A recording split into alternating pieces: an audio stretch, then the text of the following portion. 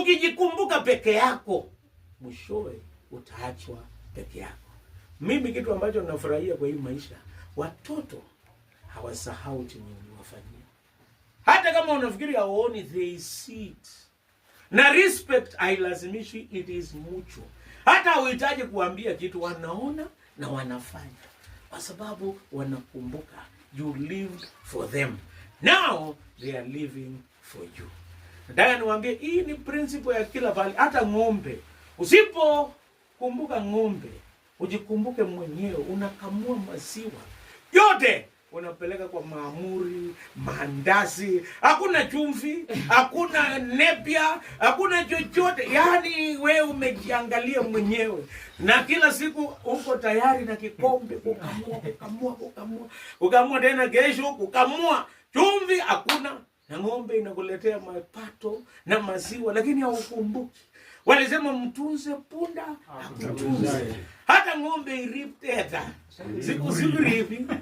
Lakini ukijikumbuka wewe mwenyewe na maziwa yote, na hata saa zingine haukumbuki. Ukipata hiyo pesa ukumbuki watoto wenye walichunga ng'ombe, siku moja wanafunga kwa kapa ng'ombe yenyewe rote, wewe mwenyewe hasira ijinyonge.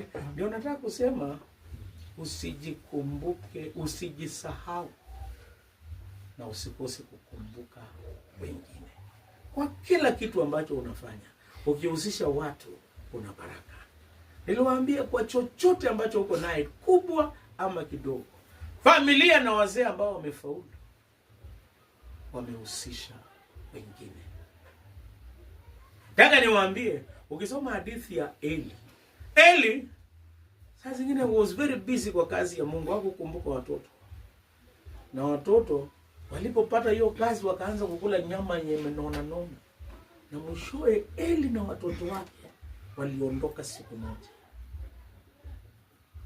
Lakini angalia, kuna wale watumishi wa Mungu ambaye walikumbuka watoto na wengine na wakawafunza. Kama Paulo alifunza Timotheo, na Timotheo akaendelesha kazi yake. Ukiangalia watoto wenye walifunzwa na jamii, na mzee aliwakumbuka na jamii. Hata baada ya mzee kusafiri, mambo yote inaenda sawa.